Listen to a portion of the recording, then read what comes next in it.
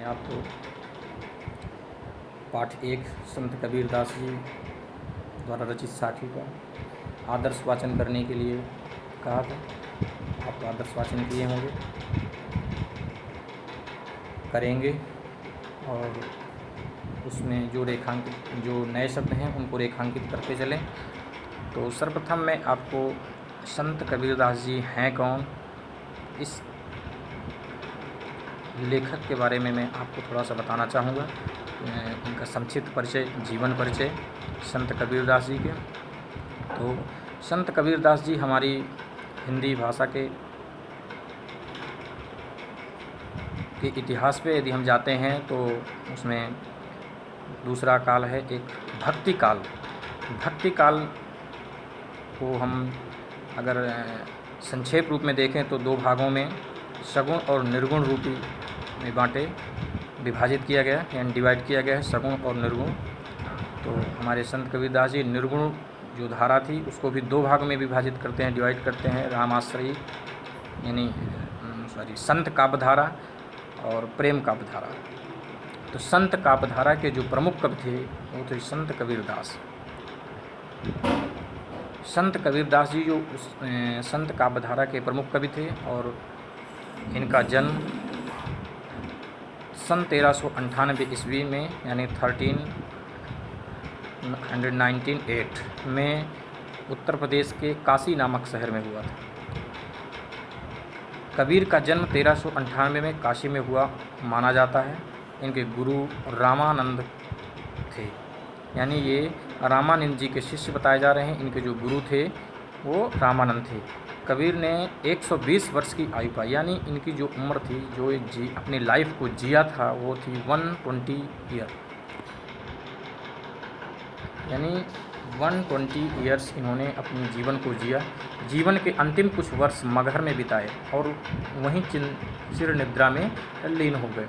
यानी कहने का मतलब उनके यह था कि मगहर शब्द जो आया है उस समय प्रचलन में था कि मगहर में मरने वाला नरक को जाता है और काशी में मरने वाला व्यक्ति स्वर्ग को जाता है। संत कबीरदास जी इस मिथ्या को तोड़ने के लिए मगहर चले गए थे और अंतिम क्षण उन्होंने मगहर में अपने बिताए थे। कबीर का आविर्भाव ऐसे समय में हुआ था जब राजनीतिक, धार्मिक और सामाजिक क्रांतियां अपने चरम पर थीं। कबीर क्रांतिकारी कवि थे। उनकी कविता में गहरी सामाजिक चेतना प्रकट होती है, यानी समाज को लेकर के चलने वाले कवि थे संत कबीरदास। उनकी कविता सहज ही मर्म को छू लेती थी, यानी हृदय को छू लेने वाली कविताएं लिखे हैं। एक और धर्म के बाह्य आडंबरों पर उन्होंने गहरी तीखी चोट की। धर्म के बाह्य आडंबर, यानी बाह्य आडंबर दिखावा जिसमें अधिक दिखता है, दिखावे को उन्होंने तोड़ा है, दिखावे को उन्होंने हटाया है, वास्तविकता पर जाने की बात उन्होंने की है। तो दूसरी ओर आत्मा परमात्मा के विरह मिलन के भावपूर्ण गीत भी गाए हैं, यानी आत्मा और परमात्मा का मिलन कैसे हुआ उसके गीत भी गाए हैं। कबीर शास्त्रीय ज्ञान की अपेक्षा अनुभव ज्ञान को अधिक महत्व देते थे, एक्सपीरियंस को अधिक इम्पोर्टेंस दिया। उनका विश्वास सत्संग में था और वे मानते थे कि ईश्वर एक है, वह निर्विकार है, अरूप है। यानी संत कबीरदास जी ऐसे ईश्वर की आराधना की बात करते थे, ऐसे भगवान की आराधना की बात करते थे जिसका कोई आकार नहीं है, जिसका कोई रूप नहीं है, जिसका किसी प्रकार से कोई रूप रंग नहीं है, ऐसे ईश्वर की आराधना की बात कहते थे। उनका ईश्वर तो था एक प्रकार से, एक जगह उन्होंने कहा भी था कि पुहुप बात ते ही पात्रा नाही रूप करूप, यानी मेरा जो ईश्वर है वो बाँस की समान पतला है और उसका ना कोई रूप है और ना कोई कुरूप है, ना रंग है, ना बेरंगा है। वो एक ऐसा है जो जिस जाके मुँह माथा नहीं, ऐसा तत्व ऐसा, यानी जिसके कोई मुँह नहीं है, माथा नहीं है, आकार नहीं है, ऐसा तत्व है, यानी वो ईश्वर मेरा ऐसा है। तो कबीर की भाषा पूर्वी जनपद की भाषा थी। उन्होंने जन चेतना और जन भावनाओं को अपने शब्द और साखियों के माध्यम से जन जन तक पहुँचाया। जन जन मतलब लोगों तक पहुँचाया। तो इस तरह से ये आपका जीवन परिचय संत कबीरदास जी का भी था। लेकिन संक्षिप्त रूप में मैं और भी आपको बता देना चाहूँ कि कबीरदास जी स्वयं कहते हैं कि मसी कागुद छुयो नहीं, कलम गई नहीं हाथ, अर्थात मैंने कभी भी कलम को मेरे हाथ में नहीं गई और स्याही को भी मैंने नहीं छुआ। इस प्रकार मैं खुद ही पढ़ा लिखा नहीं था, लेकिन फिर भी जो भी उसने संसार में देखा डायरेक्ट रूप में, जो प्रत्यक्ष रूप में संसार में देखा, उसको उन्होंने बोला और उनके शिष्यों ने उसको लिखा, जो हमारे सामने आज साखी के रूप में आती हैं। तो साखी शब्द का अर्थ ही है साक्ष्य, यानी साखी शब्द साक्षी शब्द का ही तद्भव रूप है। तद्भव और सम दो शब्द आपने जो है शब्द के भेद में पढ़े होंगे। तो तत्सम शब्द होता है जो तत् धन सम यानी संस्कृत के समान है जो, और तद्भव तद धन भव यानी उससे जो उत्पन्न हुआ है, किससे, संस्कृत की भाषा से जो हम ग्रहण कर लिए हैं कुछ परिवर्तन करके, वो तद्भव है।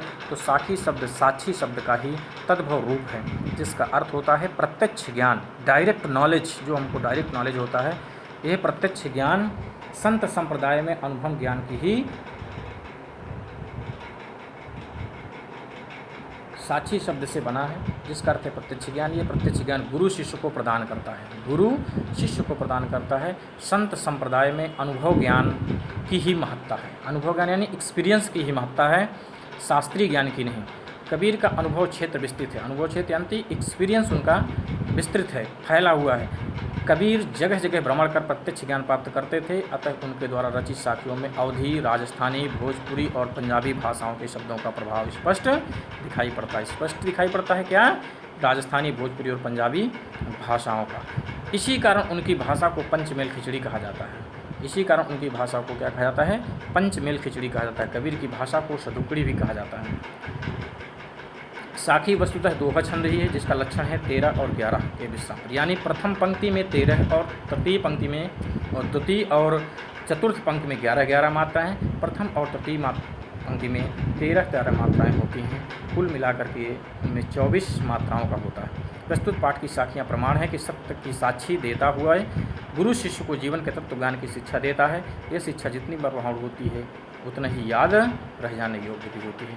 तो इस तरह से ये आपका पाठ परिचय है, और कल आपको हम जीवन ये साखी के आदर्श वाचन और सस्वर वाचन और इसकी व्याख्या को पढ़ाएंगे। तो आज तक यहीं तक।